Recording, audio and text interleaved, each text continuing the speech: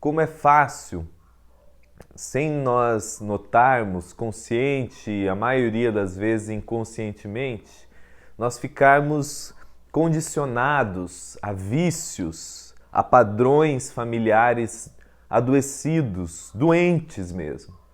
E que sem nós nos darmos conta, nós estamos reproduzindo muitas vezes padrões doentes que nossos pais tinham, nossos avós tinham, as nossas famílias, o ambiente ao qual nós fomos criados.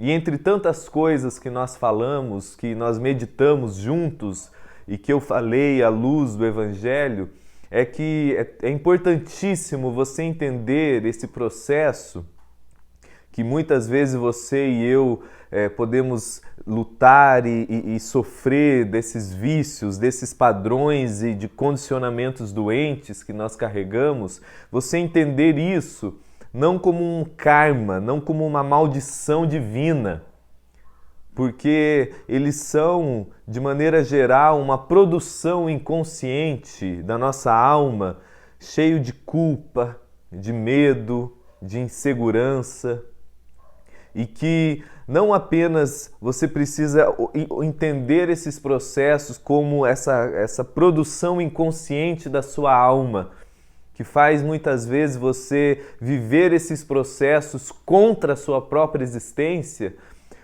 Tão importante quanto isso é você entender, conforme diz e proclama o Evangelho, que em Cristo, na cruz de Cristo, todo karma foi quebrado. Toda maldição foi absorvida em Cristo. A minha e a sua maldição foi levada sobre ele, de uma vez por todas.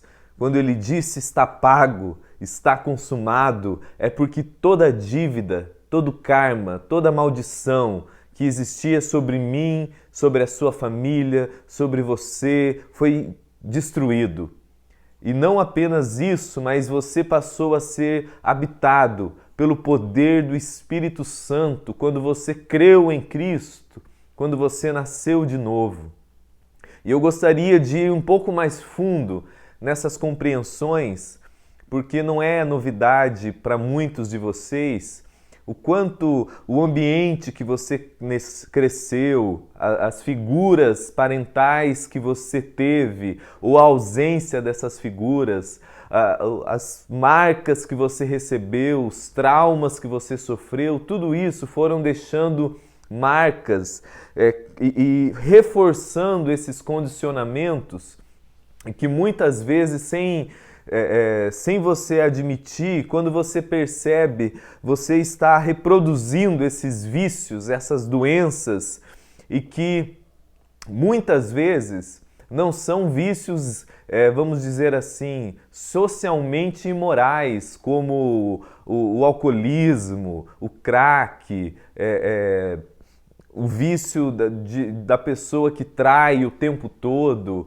o vício que a pessoa tá com anorexia ou tá com obesidade. Então, mas muitos desses condicionamentos adoecidos que nós fomos reproduzindo de maneira viciada, a maioria nós escondemos, até de nós mesmos, como o vício da mentira, o vício de querer agradar todo mundo, o vício de, pelo medo da rejeição, você viver ansiosamente querendo agradar todo mundo, querer ser aprovado por todo mundo, que faz com que você desencadeie outros tipos de vícios, como o vício no trabalho. A pessoa que é louca por aquilo ali, porque ela quer provar para ela e para si mesma que ela pode, mas por trás disso tudo existem coisas muito mais profundas e doentes que ela não está querendo admitir para ela mesma.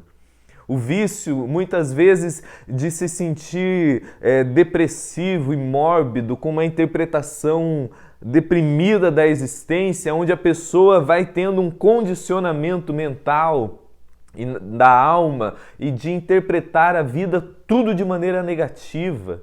e todo tipo de disfuncionalidades que nós provamos na nossa alma e que a gente vai sendo reforçado pelos ambientes que nós fomos criados, mas que você precisa entender que acima desses condicionamentos que são profundamente reais e que marcam a nossa existência, existe dentro de todo ser humano essa profunda insegurança e medo existencial de ser. Esse profundo medo, essa profunda angústia existencial de pertencer, essa insegurança, e que cria todo tipo de desordem na sua alma, fazendo com que desejos, os seus instintos, pulsões naturais sejam desordenadas e fazendo com que coisas que em si mesmas, por si mesmas, não são desejos ruins, como um desejo de comer, de trabalhar, de fazer sexo, de cuidar do corpo, mas por essa disfuncionalidade, por essa insegurança essencial, por esse medo inconsciente e essa angústia no ser, faz com que a nossa alma fique toda desordenada.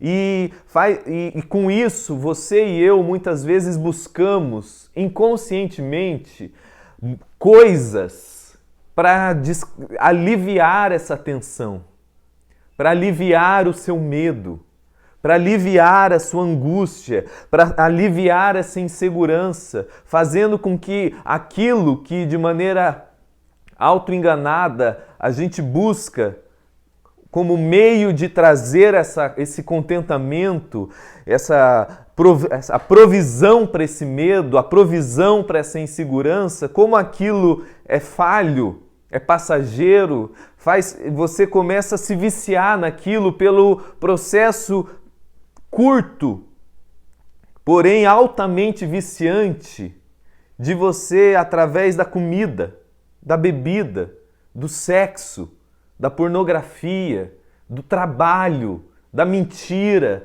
da aprovação dos outros, tudo vai sendo assimilado pela sua alma por essa pequena descarga pulsional da sua alma que trouxe uma leve satisfação desse desejo incontrolável da sua alma e a sua mente vai se viciando naquilo porque aquilo tem um momento apenas. Há uma satisfação momentânea, mas que como você não consegue entender esse processo, você repete aquilo muitas e muitas vezes para sempre gerar, nem que seja por um momento, aquela satisfação. Então você come demais, então você bebe demais, então você fuma tudo. Ou você quer transar com todo mundo, ou você quer mentir, ou você quer ser aceito por todo mundo, ou você quer trabalhar o tempo todo, ou você quer fazer coisas para que libere essa satisfação, mesmo que momentânea, na sua alma, para que você sinta uma satisfação dessa insegurança, desse medo. E é justamente essa desordem interna, esse medo essencial de ser, essa insegurança existencial, que busca em coisas que por si só não são erradas, mas que por carregarem os significados doentes, equivocados, você acaba se viciando naquilo, criando os condicionamentos e que muitas vezes você consegue esconder da sociedade, mas que na sua alma você prova como culpa, como condenação, como medo. Então, se de um lado é extremamente importante você entender que esses processos viciantes, que a nossa alma se condiciona, estimulado pelos ambientes que nós crescemos, eles têm na raiz o medo, a insegurança existencial no ser, se as minhas doenças têm essa raiz, se os meus vícios, se aquilo que muitas vezes eu chamei de maldição, de karma, agora, pelo Evangelho, eu estou entendendo que nada mais é que um vício da minha alma, um condicionamento doente, escravizado da minha alma. E que muitas vezes a gente olha para o viciado em crack, para o viciado em pornografia, para o viciado em traição, para o viciado na mentira, para o viciado no trabalho, e você pensa que aquilo em si mesmo é a doença. Não! Aquilo é simplesmente, obviamente que aquilo é algo que adoece, que faz mal, mas em si mesmo aquilo é só um sintoma. É só um sintoma de algo muito mais profundo, de uma insegurança essencial, de um medo profundo, e que viciadamente se foi estimulado por coisas para trazer essa satisfação, mesmo que momentânea, mas que a raiz de tudo está nesse medo, nessa culpa, nessa existência insegura que a sua alma nasce e que é estimulada e condicionada por muita coisa. E se eu entendo que o processo da minha doença, dos meus vícios, está nessa insegurança essencial, nesse medo essencial no ser, a boa nova do Evangelho é que a minha cura está nessa confiança de pertencimento. Está nessa confiança profunda de que eu sou amado, de que eu pertenço a Deus, de que eu estou profundamente aprovado, acolhido, de que a minha vida pertence ao Pai e que esse Deus Todo-Poderoso em Cristo foi feito meu Pai e me acolheu de maneira absoluta, eterna, para sempre, imutável, jamais voltará atrás. E quanto mais a minha e a sua alma mergulhar nessa profunda confiança e segurança no ser, se a minha doença, se os meus vícios, se os meus condicionamentos têm raiz na insegurança e no medo, a minha cura vem dessa paz confiante, dessa segurança no ser, que é provada pelas boas novas do Evangelho que proclamam que eu pertenço a Deus, que eu sou acolhido por Ele. E quanto mais a minha alma vai provando no mais profundo do ser essa confiança essencial, desse amor incondicional no ser, mais as dimensões inconscientes vão sendo curadas. Aí você, com todos os seus processos internos, com todas as fraquezas que você sabe que você tem, ou que você não tem coragem de admitir pela vergonha que aquilo provoca em você, ou que você já sabe, todo mundo sabe muitas vezes, os vícios que você lida, e você fala, como? Como que alguém como eu posso ter essa absoluta certeza de que eu pertenço, que eu sou acolhido, que eu fui salvo? Como que alguém tão fraco e relativo como eu pode experimentar essa confiança absoluta, sendo que eu lido com tantas fraquezas, com tantos processos na minha mente, ainda que muitas vezes trabalham contra mim? E é sobre essa grande e maravilhosa boa nova que eu quero compartilhar com você. Lá em 2 Coríntios, no capítulo 10. 2 Coríntios, no capítulo 10.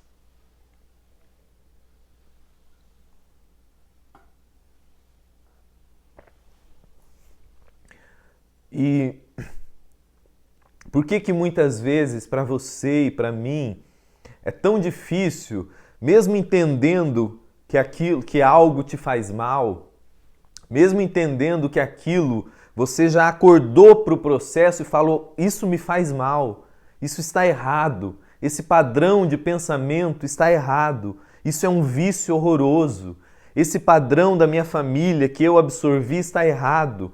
Mas você mesmo tenta e aquilo parece que não rompe, não se quebra definitivamente. Para você entender o que muitas vezes acontece dentro de nós, é que a nossa alma, nossa mente cria o termo que as escrituras chamam de sofismas. E o que são sofismas? Sofismas são mentiras, enganos, que por si mesmos são enganos, mas que você e eu, de tanto aquilo ser afirmado por experiências, por traumas, por mentiras que falaram para nós, falando você não vale nada, você é um derrotado, você é um safado, você é um mentiroso, que você ouviu de tio, de pai, de mãe, de avô, da sociedade, enfim, você cresceu com aquilo que às vezes nunca foi verbalizado, mas a maneira que você foi interpretando, a forma que você foi crescendo, foi assimilado como se tudo aquilo reafirmasse o seu fracasso. E você foi assimilando aquela mentira como se fosse uma verdade. Isso tem um nome, é um sofisma. É um engano que a sua alma assimila de maneira mentirosa, mas que você toma como verdade. E aquilo vai se padronizando no seu crer, no seu modo de pensar e se torna uma fortaleza. Se torna uma prisão mental, psíquica, na sua alma, onde você se sente sufocado e condicionado a reproduzir aquilo, por mais que às vezes você já reconheceu que aquilo te faz mal, que aquilo não é bom para você, para sua família, mas aquilo você não consegue sair daquilo. É algo mais profundo, é mais inconsciente do que você consegue admitir e entender, porque aquilo se tornou de um sofisma, virou uma fortaleza que prende a sua existência. E olha que coisa poderosa e profunda que 2 Coríntios, o apóstolo Paulo fala, 2 Coríntios no capítulo 10, no versículo 3 em diante, diz assim: porque embora andando na carne, como um ser humano normal, nós não guerreamos segundo a carne. O que Paulo está falando? O meio, você que está em Cristo, que foi ressuscitado pela glória de Deus, pela graça de Deus. As armas que nós somos chamados, a maneira que nós somos chamados a lutar, não são armas naturais. Você não luta com tiro, você não luta com grito, você não luta saindo no soco, você não luta com técnicazinhas de programação neurolinguística, de psicologia de autoajuda, que aquilo tem um período de tempo que vai trabalhando e aquilo, quando você vê, o vício volta. Quando você vê, o condicionamento volta. E você fica alguns meses empolgados, até anos, achando que tudo mudou. Quando você vê, volta tudo de novo. E Paulo fala, não, o Evangelho não me dá armas humanas. As nossas guerras não são vencidas com armas humanas, carnais, da nossa força. Aí no versículo 4 ele fala, porque as armas da nossa milícia não são carnais, mas poderosas em Deus, para destruir fortalezas e destruir sofismas, que são essas imaginações enganosas que muitas vezes você acreditou como verdade, mas que nada mais é do que uma mentira. Isso não é verdade ao seu respeito, mas que você introjetou de tanto ouvir, de ser maltratado, de ser desprezado, você foi condicionado a acreditar aquilo ao seu respeito. E o apóstolo Paulo fala que essas armas que são poderosas em Deus, ela destrói esses sofismas, essas imaginações enganosas, essas mentiras que como fortalezas se padronizaram na nossa alma, e destrói toda altivez que se levanta contra o conhecimento de Deus. E como que isso tudo acontece? Levando cativo, obediente, todo pensamento à obediência de Cristo. Levando cativo todo pensamento à obediência de Cristo. A pergunta que eu fiz antes de ler esse texto era como que a minha alma toda adoecida, fragilizada, fraca, com tanta coisa que eu sei que precisa melhorar, com tanta coisa que honestamente eu admito, seja para as pessoas que convivem comigo, para mim mesmo, para Deus, para o meu terapeuta, seja para quem for, como que alguém como eu posso ter a segurança absoluta para ser curado? Porque se as minhas doenças, se as minhas fragilidades, se os meus vícios e condicionamentos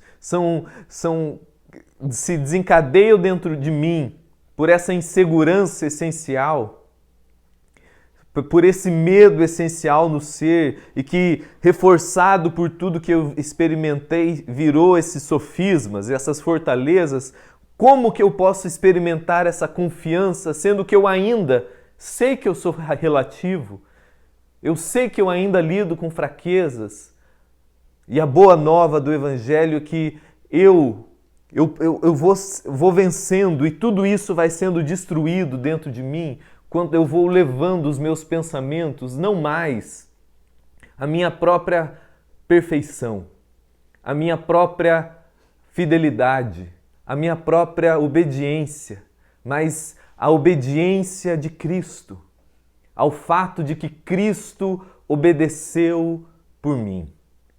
Cristo na cruz foi fiel em meu favor e em meu lugar. Ele obedeceu por mim. Ele obedeceu de maneira positiva e negativa. De maneira positiva, é porque o Evangelho fala que ele cumpriu a lei de maneira perfeita, de maneira inteira, por dentro e por fora.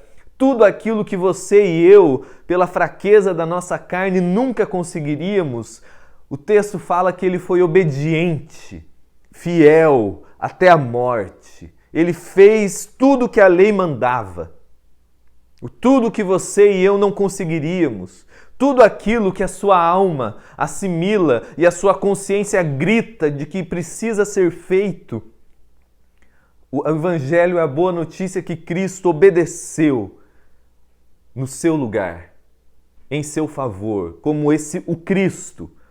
O Cristo significa o Messias ungido, o representante de todos nós, o último Adão, o homem dos homens, que representa você e eu, obedeceu, sendo fiel no meu e no seu lugar, positivamente e negativamente, porque na cruz, toda quebra da lei, toda a sua fraqueza, todo erro, toda iniquidade, toda imperfeição, toda fraqueza, tudo aquilo que diante da lei você e eu não damos conta e que merecia ser julgado e punido, ele obedece absorvendo nele próprio o juízo de todos nós, a culpa de todos nós.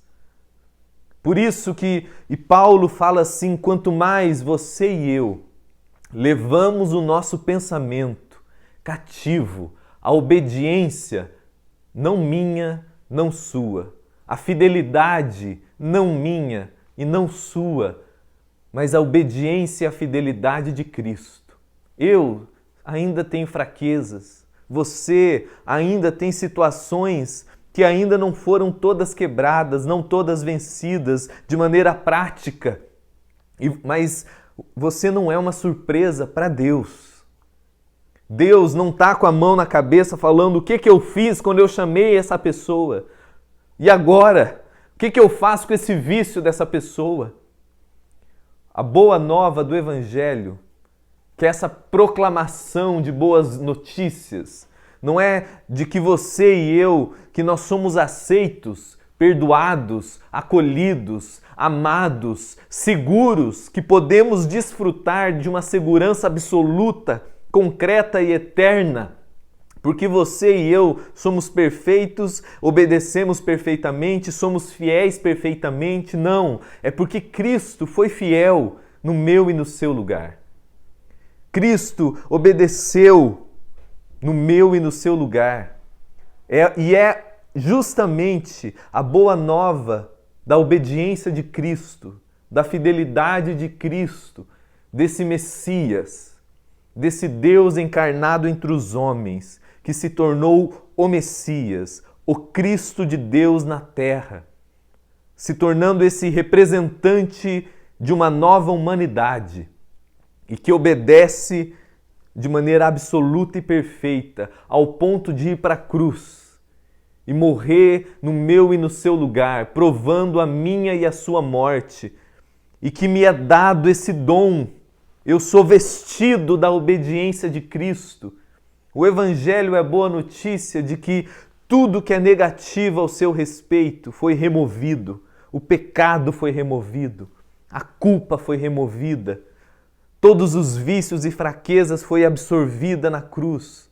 Mas também é a boa notícia de que você foi vestido com a obediência de Cristo, como se você tivesse obedecido tudo, como se você não tivesse vício nenhum, como se você não tivesse fraqueza nenhuma, mas você fala, eu ainda tenho, eu ainda lido com isso, mas o Evangelho me convida a não andar mais pelos meus sentimentos, pela minha vista, por aquilo que eu vejo e sinto, mas pela confiança, pela fé de que eu estou vestido com a justiça de Cristo, com a obediência de Cristo, com a fidelidade de Cristo.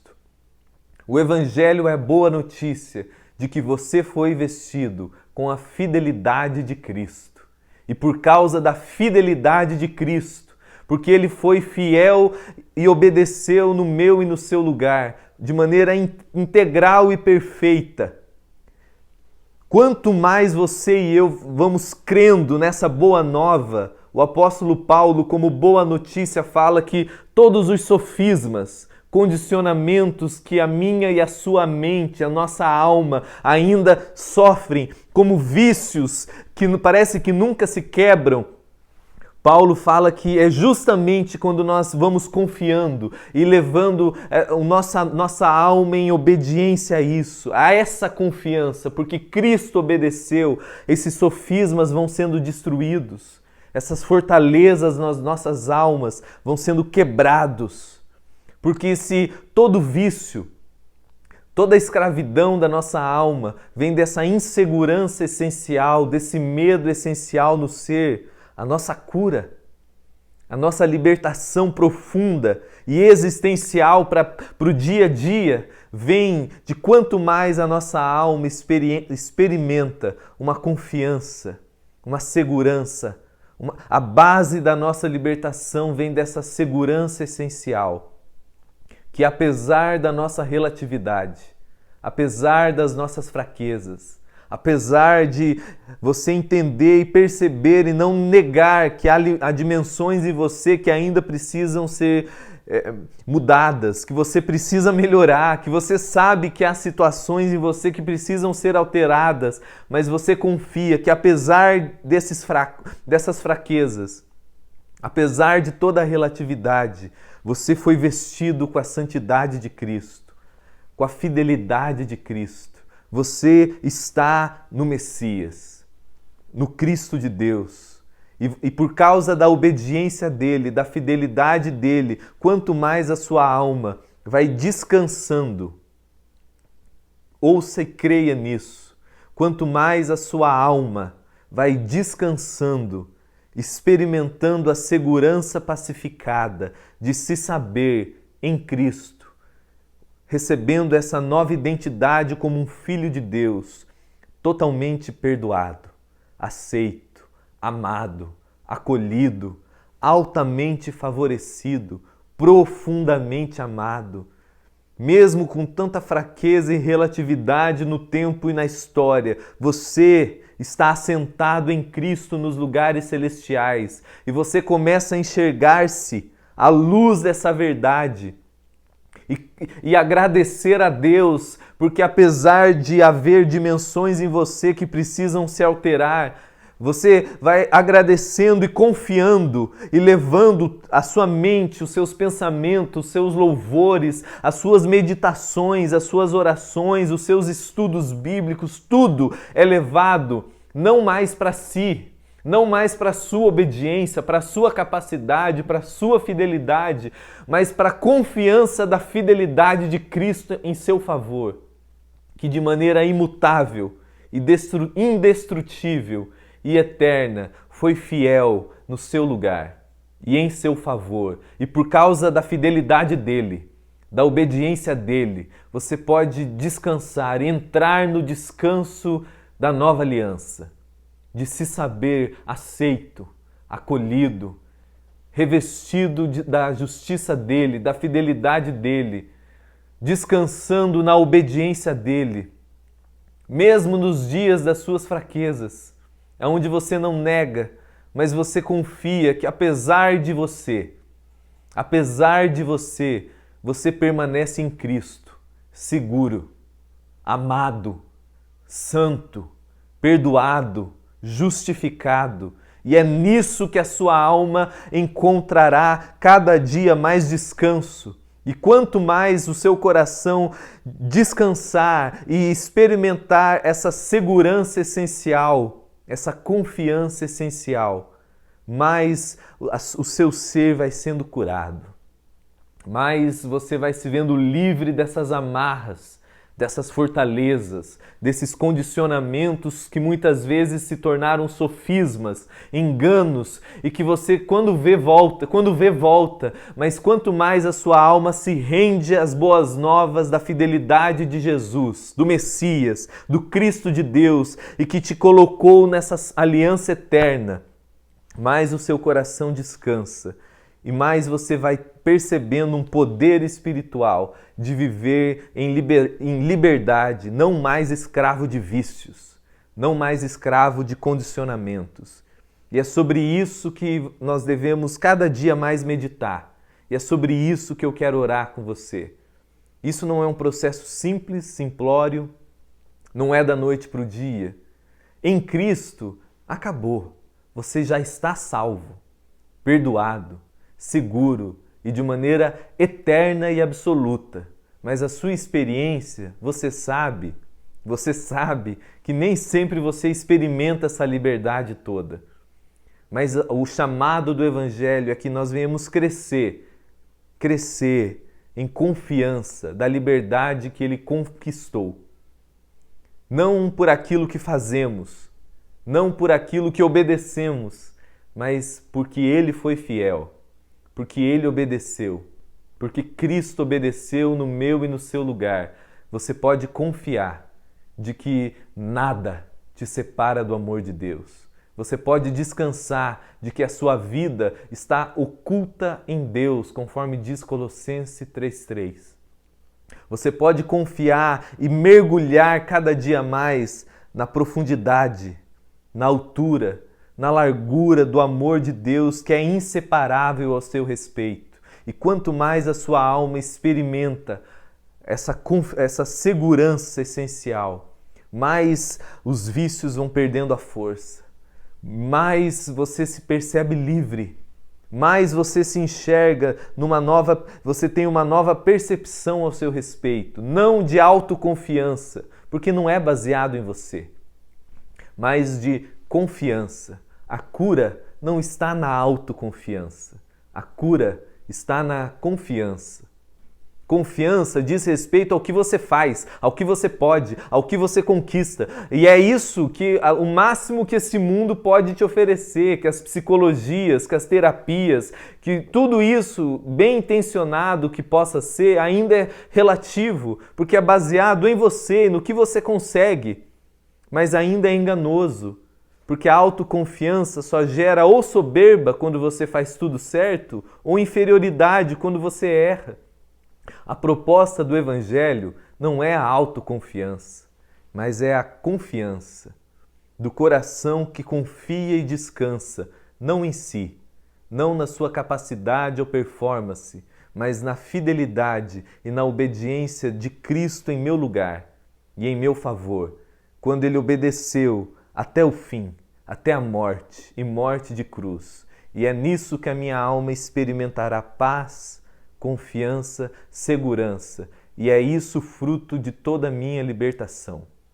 Senhor, é sobre isso que nós oramos, para que cada irmão que está ouvindo agora e ouvirá depois venha experimentar essa profunda libertação do Teu Evangelho, pela compreensão das boas novas de quem eles são em Cristo, aceitos, perdoados, seguros, amados, pertencentes de uma nova aliança, imutável, indestrutível, e que tem como fundamento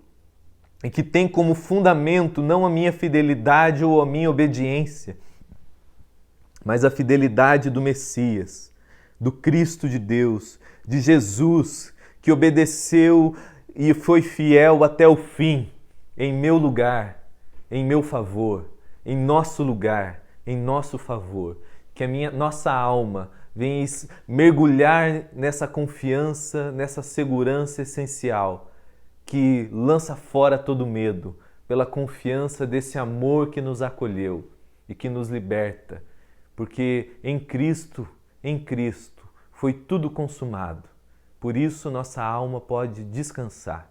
Em nome de Jesus. Em nome de Jesus. Deus te abençoe, meu irmão querido. Que a sua semana seja de paz e de graça. Que você ouça e encaminhe essa mensagem que daqui a pouquinho vai estar disponível